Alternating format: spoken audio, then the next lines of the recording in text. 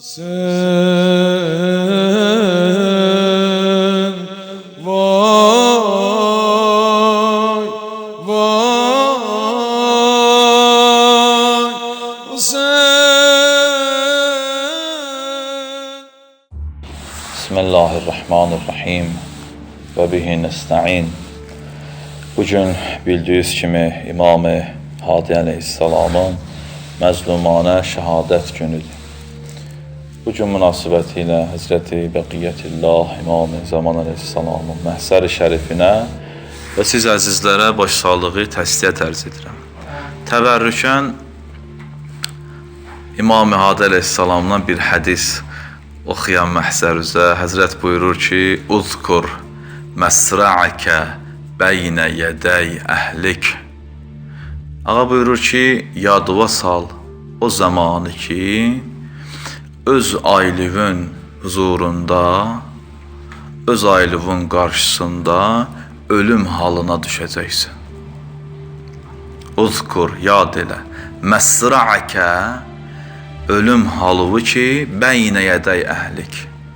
Öz ailə uşağın qarşısında, yanında ölüm halına düşəcəksən.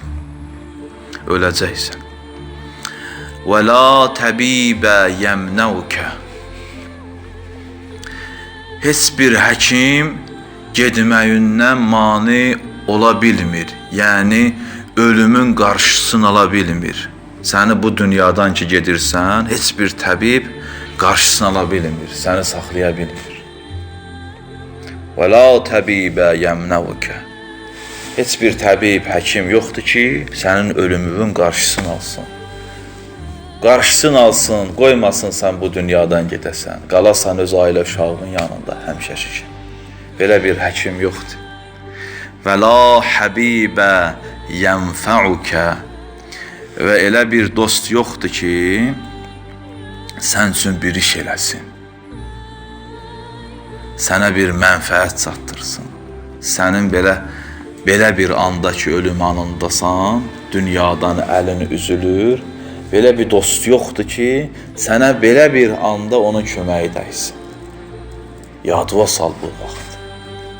Ağadan bu gün şəhadət günüdür. Bu hədisi Həzrət bizə buyurur. Hədis nə oldu? Buyurur ki, Uzkur məsra'əkə bəynə yədəy əhlik. Yadıva sal o zamanı ki, o dövrü ki, o günü ki, öz ailə uşağının yanında, kənarında, qarşısında öləcəksən. Və la təbibə yəmnəvkə. Belə bir təbib yoxdur ki, səni ölümdən qaytarsın, ölümün ağuşundan alsın. Və la həbibə yənfəvkə. Belə bir dostun yoxdur, qardaşın, dostun yoxdur ki, sənə belə bir çətin anda kömək etsin, mənfəət çatdırsın. Əsl həqiqətdə çox çətin andır ölüm anı. Elə bir andır ki, insan əli bu dünyadan üzülür, malı, sərvəti, ailəsi, uşağı, dostlar, həkimlər, qızılı, pılı, heç bir şey ona bir mənfəət çatdıra bilmir. Ağa bunu buyurur ki, yəni yadıva sal, bizlərə tapşırır ki, bu həmin anı daim yada salmalıyıq. Bu anı, ölümü yada salmağın insanın mənəvi cəhətdən formalaşmasına, günahdan çəkinməkdə, mənəviyyatda yüksəlməyinə çox köməyi var.